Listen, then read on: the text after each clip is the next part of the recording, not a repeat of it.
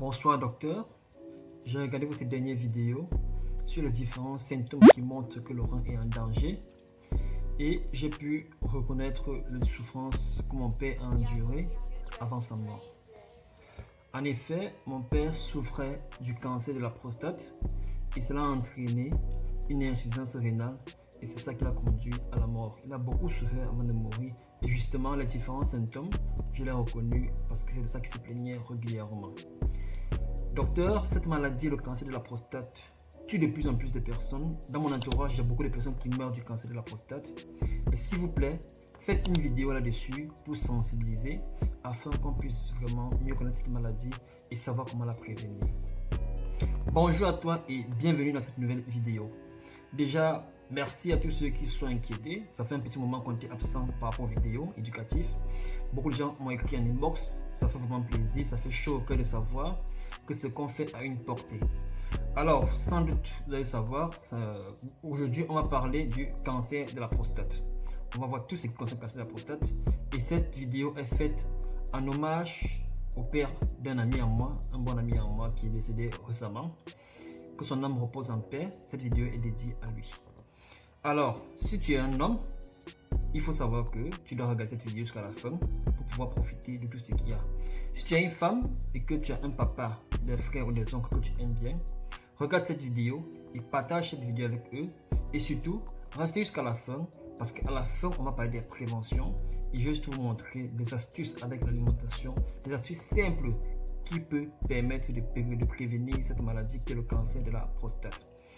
Alors, sans toutefois tarder, on va commencer par comprendre c'est quoi la prostate. Parce que lorsqu'on dit la prostate, souvent il y a des gens qui disent souvent que j'ai la prostate en disant que c'est la maladie. Non. La prostate, c'est un organe. C'est un organe qui est simple. C'est un organe qui se trouve, vous allez voir juste une image là. C'est un organe qui est juste en dessous de la vessie. Et ça englobe l'urètre. L'urètre, c'est ce petit canal là, vous voyez une image, ce petit canal où les urines et le sperme sortent à l'extérieur du corps de l'homme. Alors il faut savoir que quelques chiffres, le cancer de la prostate, comme je l'ai dit au départ, c'est le cancer le plus fréquent au monde entier chez l'homme. C'est la première cause de mort prématurée chez l'homme. Quand on dit mort prématurée, ce sont les morts avant 65 ans. Et lorsqu'on fait le dépistage du cancer de la prostate chez un homme, il a très souvent 10 à 15 ans encore à vivre avant de décéder. Très souvent, c'est comme ça. 90% des patients qu'on a dépisté un cancer de la prostate, l'espérance de vie est de 10 à 15 ans. Alors, il faut savoir que chaque année, on a plus de 50 000 nouveaux cas de cancer dans le monde entier. Et plus de 300 000 décès de cancer dans le monde entier. Donc, c'est une maladie qu'il faut faire attention. Il faut surtout, quand on est encore jeune, trouver des astuces et des moyens pour le prévenir. Voilà pourquoi est-ce que nous sommes là. Voilà pourquoi est-ce que cette vidéo existe, afin de vous rendre acteur de votre propre santé. Parce que plus vous êtes acteur de votre propre santé, plus vous allez améliorer votre santé.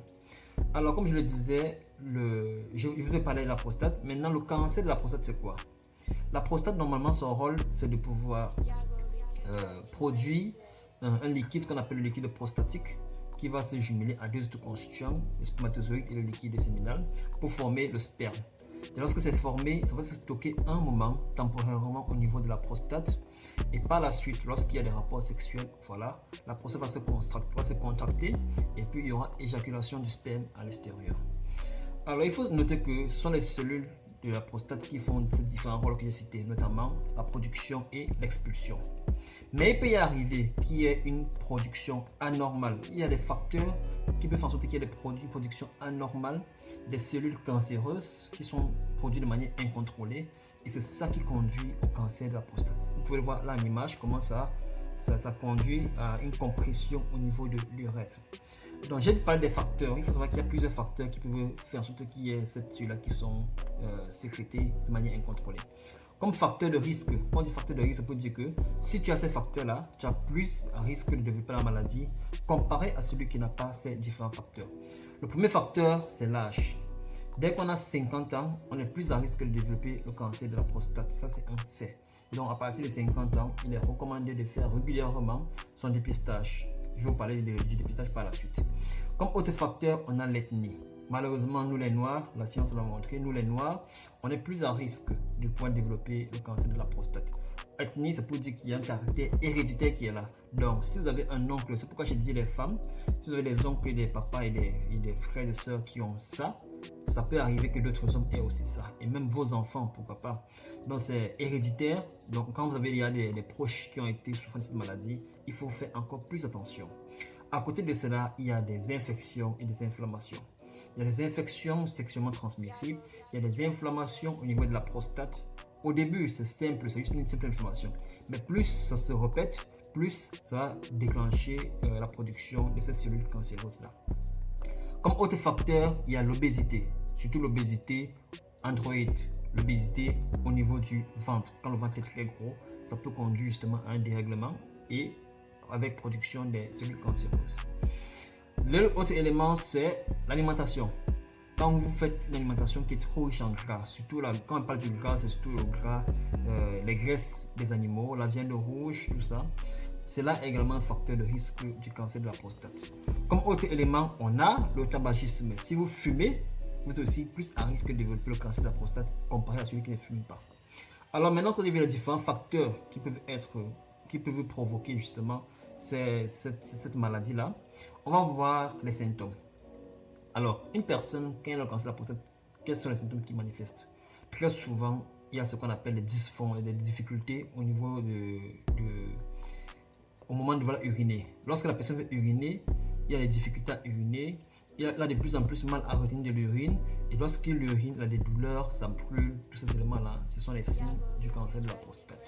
Il y a les changements également au niveau du fonctionnement des urines. De plus en plus, il veut uriner beaucoup, surtout la nuit. De plus en plus, quand il urine, la couleur change, la texture, même l'odeur des urines, ça change. Tous ces éléments-là font partie justement des éléments qui montrent que la prostate est en souffrance. Comme autre chose, lors des rapports sexuels, la personne a des dysfonctions érectiles. La personne a de plus en plus de difficultés à tenir une érection pendant longtemps. Et aussi, lorsque la personne éjacule, c'est souvent douloureux. Et parfois, dans le sperme, on peut avoir du sang. Le sang, oui, on peut aussi avoir le sang dans les urines. Quand la personne a uriné, il y a le sang dans ses urines. Comme autre signe, on peut avoir des douleurs, notamment au niveau du bas du dos, au niveau du haut des cuisses. Et voilà, tous ces éléments-là montrent que voilà, ça peut être la prostate qui est en souffrance et il faut aussitôt consulter un médecin. On dit souvent que quand tu as plus de 50 ans, il faut le faire régulièrement. Mais quand tu as ces signes-là, il faut consulter un médecin qui va te faire un dépistage, il va te doser un antigène qu'on appelle la PSA, qui est la prostate spécifique antigène. Il va te doser ça et à partir de là, il va dépister si tu as un début de cancer de la prostate ou pas, ou même si c'est au stade avancé, on va le voir. Alors il faut savoir que quand on dépiste comme ça, on va te mettre sur un traitement. Si on ne te met pas sur un traitement, tu vas passer au stade de complications. Et comme complications, on a très souvent des dysfonctionnements érectiles qui deviennent carrément régulières et vraiment définitifs. On a des personnes qui n'arrivent plus à contenir les urines, ce qu'on appelle l'incontinence urinaire, n'arrivent plus à garder les urines longtemps. Ces personnes sont désormais appelées à porter des couches. On a l'insuffisance rénale, comme le cas du papa de mon ami. Je vous ai dit tout à l'heure que la prostate englobe l'urètre et lorsqu'il augmente le volume, c'est-à-dire que lorsque le cancer là augmente le volume, ça va comprimer l'urètre et l'urine ne pourra plus facilement sortir. L'urine va rester là dans la vessie et ça va entraîner un dysfonctionnement au niveau du rein, puisque c'est le rein qui produit l'urine. Et là, ça va entraîner l'insuffisance rénale qui peut aller jusqu'au stade de la dialyse par la suite. Comme autre complication, c'est comme on dit un cancer quand ça commence à un endroit, si on ne fait pas attention pour le stabiliser, il va se dispatcher dans d'autres organes, ce qu'on appelle les métastases. Donc ça va englober tous les organes et ça va encore accélérer le processus de mort chez la personne. Et à la fin, la dernière complication, bien sûr, c'est la mort. Je vous ai dit que 10 à 15, 90% des personnes qui ont le cancer, ils ont une espérance de vie de 10 à 15 ans par la suite. Alors, il faut savoir qu'il y a différents traitements. On ne va pas trop entrer en profondeur parce que vraiment, c'est un truc spécialisé. Comme traitement, il faut savoir juste qu'on peut faire la chirurgie, on peut faire la radiothérapie, on peut faire la chimiothérapie et on peut faire un traitement médicamenteux par des hormones, traitement hormonal. Alors, la partie où on va le plus insister, c'est la partie de la prévention. Parce qu'on dit toujours que la prévention, prévenir vaut mieux que guérir. La prévention, c'est la meilleure des choses. Alors, comme prévention, on va commencer toujours par l'alimentation. Souvent, je vous dis ici que l'alimentation est votre premier médicament. Faites attention à votre alimentation. Investissez au maximum dans votre alimentation. Alors, on va voir les éléments qui sont à éviter et les éléments qui sont à prioriser. Là, en image, vous pouvez voir les éléments qui sont à éviter, notamment les mauvaises graisses, les graisses des viandes. On a les viandes rouges, comme j'ai dit tout à l'heure, qui sont cuites à haute température. On a les produits laitiers, les yaourts, les laits qui se vendent dans le supermarché, que beaucoup de gens consomment chaque matin. Ça également, ça peut produire le cancer de la prostate et c'est aussi un danger pour les reins. On a la consommation excessive des sucres. Les sucres, c'est pas seulement le sucre blanc. Il y a des sucres qui sont cachés dans plusieurs aliments transformés. Donc faites attention aux aliments transformés parce qu'il y a beaucoup de sucre à l'intérieur. Faites attention aux aliments qu'on mange dehors, les fast-food et tout ça. Ça contient beaucoup de sucre caché. Donc voilà les différents éléments qu'il faut surtout soit éviter si vous pouvez ou alors réduire la quantité. Alors, si on a vu ce qu'il faut éviter, bien sûr, on va voir ce qu'il faut augmenter. Comme aliments à augmenter, on a les aliments qui sont riches en lycopène. Les aliments riches en lycopène sont des puissants antioxydants. Comme quoi, par exemple, on a les tomates, ça peut être cru, ça peut être cuit, ça peut être dans les salades, ça peut être dans la sauce, à vous de voir. On a le poivron rouge, on a les pastèques, on a l'avocat, on a le curcuma, on a le thé vert, on a l'ail. L'ail de préférence, il faut le faire cru. Ou alors, si vous le mettez dans la sauce, faites-le de manière hachée, mais de manière découpée. Parce que quand on l'écrase, ça perd beaucoup de propriétés. On a les choux, on a les différents poissons, notamment les sardines, les thons, les maquereaux, le saumon. Et comme huile, si vous pouvez prioriser les huiles d'olive, les huiles de lin. À côté de l'alimentation, on ne va jamais cesser de le dire, il faut être actif, il faut faire du sport régulièrement. Le sport n'est pas destiné seulement aux personnes qui ont le poids. Le sport est destiné à tout le monde. C'est pour garder la santé. Le sport permet de pouvoir oxygéner les cellules et faire en sorte que ces cellules fonctionnent normalement. Parce que quand ils fonctionnent anormalement, il y a d'autres cellules qui vont se créer et souvent ce sont les cellules cancéreuses. Donc le sport, c'est très bien. L'alcool. Il faut réduire l'alcool et il faut boire plus d'eau. Réduisez l'alcool, buvez de plus en plus de l'eau. Et dernier élément, c'est qu'on a dit que le tabac est un facteur de risque. Il faut alors arrêter de fumer si vous êtes un fumeur. Il faut savoir que le cancer de la prostate, c'est une maladie qui est,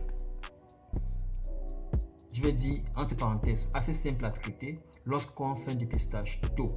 Donc à partir de 50 ans, il est recommandé de le faire au moins une fois par an, dépistage du cancer de la prostate. Et lorsqu'on le détecte assez tôt, on peut le traiter. Et ou alors, même si on ne le traite pas, on peut stabiliser et éviter que ça aille à un stade de complications. Alors, il y a une question qui circule très souvent, c'est de savoir, vu que j'ai parlé du cancer de la prostate, j'ai parlé de la prostate, j'ai parlé de l'éjaculation, est-ce que le fait d'avoir des éjaculations fréquentes peut prévenir le cancer de la prostate? Alors, il y a une étude qui a été faite justement par rapport à ce facteur-là, c'était une seule étude, où on s'est rendu compte que justement, le fait d'avoir des éjaculations fréquentes au cours d'un mois pouvait être un élément de prévention du cancer de la prostate. Bon, pour l'instant, ce n'est qu'une seule étude. On attend qu'il y ait encore d'autres études pour confirmer cela. Mais déjà, avec cette étude, on a pu se rendre compte que voilà, il y a cette hypothèse-là qui montre que plus on a des éjaculations, plus on peut prévenir le cancer de la prostate. C'était tout pour cette vidéo. Alors portez-vous bien et rendez-vous à une prochaine capsule.